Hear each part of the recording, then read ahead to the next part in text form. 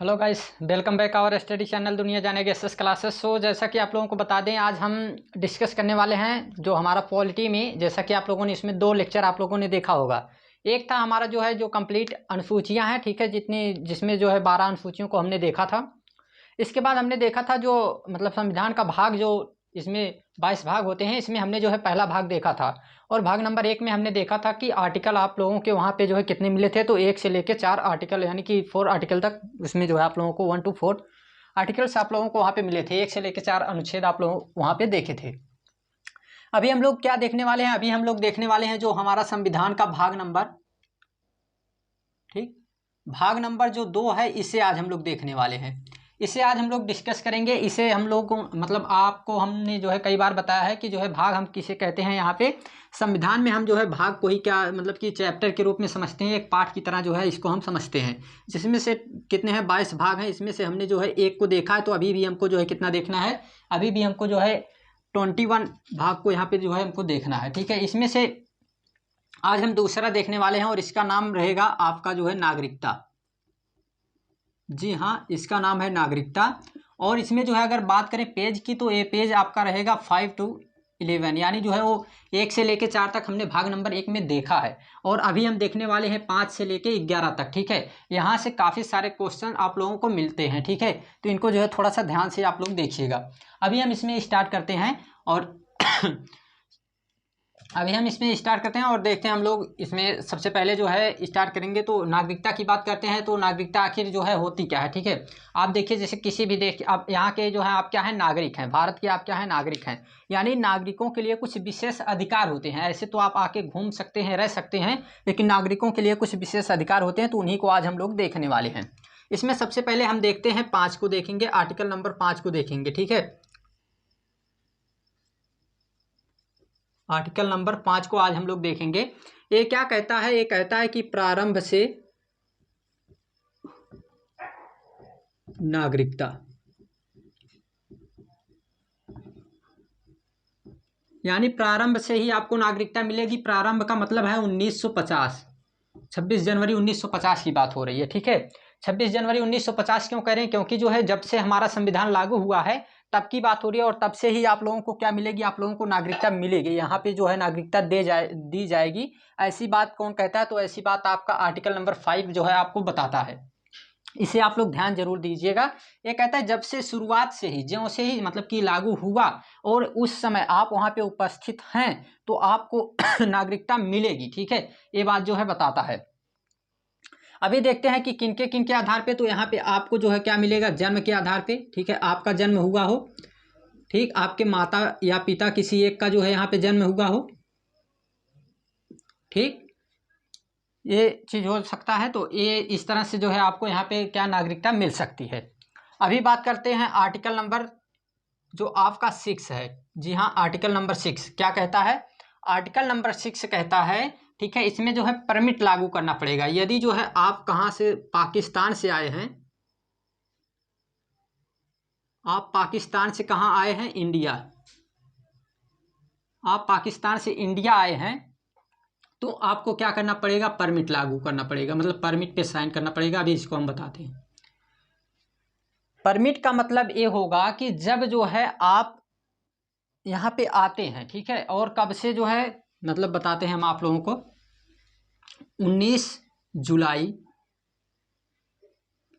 1948, जी हाँ, 19 जुलाई 1948 के पहले यदि आप आ जाते हैं इंडिया में, भारत में, तो आपको नागरिकता के लिए कोई भी परमिट साइन नहीं करना पड़ेगा। क्यों? क्योंकि इससे पहले जब कोई परमिट लागू ही नहीं हुआ है, तो यहाँ पे आपके लिए क्या ऐसा कौन सा, मतलब कि यहाँ पे क्या कारण रहेंगे कि ये बता सकते हैं कि आप भारत के नागरिक नहीं हैं। तो जब से आपका ये परमिट लागू हुआ है 19 जुलाई 1948 से, तब से यदि आप इसके बाद आते हैं भारत में, तो आपको परमिट लागू करना पड़ेगा। यह परमिट रजिस्ट्रेशन कराना पड़ेगा। मतलब कि इसमें आपका पूरा इंट्रोडक्शन रहेगा टोटली। ये बात इसमें बताई गई है, ठीक। अभी हम बात कर लेते हैं जो आपका मतलब कि कितना, 1 साल का लगभग आप लोगों को टाइम दिया गया। तो संविधान बनते लगभग 1 साल हो चुके थे, तो इसलिए अब तब से ये लागू किया गया था। अभी बात कर लेते हैं हम आर्टिकल नंबर 7। आपका आर्टिकल नंबर 7 क्या कहता है? ये कहता है कि यदि आप पहले इंडिया से भारत गए हैं, सॉरी फॉर दिस, इंडिया से आप पाकिस्तान गए हैं और फिर पाकिस्तान से पुनः जो है आप इंडिया आए हैं, तो भी आपको नागरिकता दी जाएगी। जी हाँ, नागरिकता दी जाएगी, लेकिन कैसे? आप जो है कब गए हैं, तो 1 मार्च 1947 को ही काफ़ी लोग जाना शुरू कर दिए थे। यदि आप 1 मार्च 1947 को चले गए हैं और फिर जो है आपको वहाँ नहीं जमा, और फिर जो है आप वहाँ से पाकिस्तान से फिर पुनः जो है आप भारत आना चाहते हैं, इंडिया आना चाहते हैं, तो आपको नागरिकता दी जाएगी। इसके लिए क्या होगा? इसके लिए आपको जो है यही जो आपका मतलब कि जो परमिट लागू वाला सिस्टम है वो भी इसमें मतलब कि लागू इसी तरह से होगा इसमें। जैसे कि मतलब 19 जुलाई 1948 के बाद यदि आप आते हैं तो आपको परमिट साइन करना पड़ेगा, ठीक है। यानी एक बार आप जो है इंडिया से पाकिस्तान जाके और पुनः आ सकते हैं, फिर भी आपको नागरिकता दी जाएगी। ये चीज़ जो है इसमें दिया गया है। ये रहा आपका आर्टिकल नंबर 7। अभी हम बात कर लेते हैं आपके आर्टिकल नंबर 8 की। ये है आपका काफ़ी बढ़िया आर्टिकल। ऐसे सभी आपके आर्टिकल बढ़िया हैं और ये तो काफ़ी ज़्यादा बढ़िया है। ये क्या कहता है कि विदेश भ्रमण कर सकते हैं, विवाह कर सकते हैं आप विदेश में, आप नौकरी कर सकते हैं विदेश में। जी हाँ, आप जो है आर्टिकल नंबर 8 आपका क्या कहता है कि आप विदेश जा सकते हैं, बिल्कुल जाइए, ठीक है। वहाँ पे भ्रमण कीजिए, घूमिए, घूमने के लिए जाइए आप। जैसे 2 4 10 दिन के लिए यदि हम यहाँ से नेपाल चले जाते हैं तो ये थोड़ी हो जाएगा कि हम नेपाल में बस गए हैं, वहाँ रह रहे हैं। ये केवल यही रहेगा कि हम जो है वहाँ पे घूमने के लिए गए हैं, टूर पे गए हुए हैं। और इसके बाद जो है विवाह करना, मान के चलिए जो है कोई भी व्यक्ति यहाँ से जाके, ठीक है, जाके जो है क्या कर सकता है कि वो पाकिस्तान में जाके शादी कर सकता है, तो इसकी नागरिकता जो है बनी रहेगी। नौकरी यहाँ से जाके वो अमेरिका कर रहा है, फिर भी उसकी नागरिकता बनी रहेगी। जैसे इसका हम एग्जांपल आप लोगों को दिखाते हैं। जैसे सानिया मिर्जा थी, तो इसकी शादी जो है हुई, ठीक है, तो जो शोएब मलिक था उससे शादी हुई, ठीक है, लेकिन जो है क्या हुआ कि फिर भी उसकी नागरिकता बनी हुई है। वह जो है उसके मतलब भरोसे पे वहाँ पे पूरा पाकिस्तान जो है मतलब घूम रही है, और फिर इसके मतलब कि यहाँ पे अपनी नागरिकता के भरोसे पूरा भारत जो है घूम सकती है। तो इस तरह से जो है इसकी नागरिकता बनी हुई है। और साथ साथ आप जो है जाके अमेरिका में या कहीं भी आप जाके नौकरी कर सकते हैं। जैसे आपको हम बताएं कि जैसे सऊदी अरब जाते हैं लोग, ठीक है, सिंगापुर जाते हैं आपके, ठीक, मलेशिया जाते हैं, इंडोनेशिया का वैसे कम जो है वहाँ पे लोग इस तरह से अपने जाते हैं। बाकी मलेशिया, सिंगापुर ये सब तो बहुत ज़्यादा फेमस हो चुका है। तो इन सभी स्थानों पे मान के चलिए जाते हैं, तो यहाँ पे क्या होगा कि इन लोगों की जो नौकरी वहाँ पे जाके कर रहे हैं, ठीक है, कुछ भी जो प्राइवेट हो सरकारी हो इससे नहीं मतलब है, ऐसे प्राइवेट ही ज़्यादा लोग करते हैं। तो इनको भी क्या होगी, इनकी भी नागरिकता जो है बनी रहेगी, मतलब कि इनकी भी नागरिकता यहाँ से समाप्त नहीं होने वाली है। अभी बात कर लेते हैं आर्टिकल नंबर 9।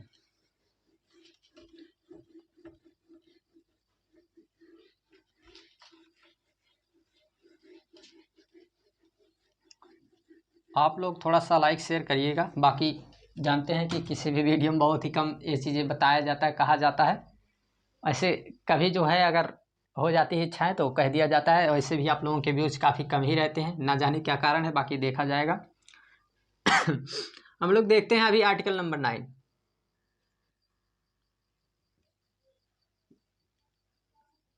आर्टिकल नंबर 9 आपका क्या कहता है, ठीक है, यानी कहता है कि विदेश में यदि आप सटे तो यहाँ की भारत की जो है चली जाएगी क्या, नागरिकता। मतलब ट्रैक्टर पे लिखा रहता है सटलत गईला, ठीक है, इस तरह की बातचीत इस पर रहती है कि यानी जो है ज्यों ही आप विदेश की नागरिकता लेते हैं और तुरंत ही आपकी जो है यहाँ की भारत की नागरिकता समाप्त हो जाएगी। जी हाँ, ज्यों ही आप जाइए वहाँ पे आपकी शादी हो गई, ठीक है, मैरिज हो गया है आपका, आप वहाँ पे नौकरी कर रहे हैं, ठीक है, कोई दिक्कत नहीं है, आप घूमने गए हैं, कोई दिक्कत नहीं, लेकिन ज्यों ही आप वहाँ की नागरिकता लेते हैं तुरंत ही आपके भारत की नागरिकता समाप्त हो जाएगी। अभी हाल ही में आप लोगों को बताएं कि लगभग 5.5 लाख से ज़्यादा लोगों ने जो है भारत की नागरिकता छोड़ी है। इसका क्या कारण रहा है, तो उनको जो है मतलब वहाँ सेटल होने में यहाँ पे दोहरी नागरिकता का जो सिस्टम नहीं था, इसी कारण से जो है इसको हम कभी डिस्कस करेंगे जब आगे जो है हम हमें मतलब जितने सुधार देखेंगे, मतलब इसमें जितने संशोधन हुए हैं इन सभी को जब देखेंगे तो बाद में उनको डिस्कस किया जाएगा। तो आपकी जो मतलब आर्टिकल नंबर 9 जो आपका है कहता है कि यदि आप जो ही विदेश की नागरिकता लेंगे, जी हाँ, दूसरे देश की किसी की भी यदि आप जो ही नागरिकता लेते हैं तो आपकी भारत की नागरिकता समाप्त कर दी जाएगी। ठीक है, ये चीज़ इसमें सिस्टम बताया गया है आपको। अभी हम बात कर लेते हैं आर्टिकल नंबर 10 आपका क्या कहता है। ये कहता है, ठीक है, मतलब आर्टिकल नंबर 10 आपका क्या कहता है। ये कहता है कि भारतीयों की नागरिकता बनी रहेगी, भारतीयों की नागरिकता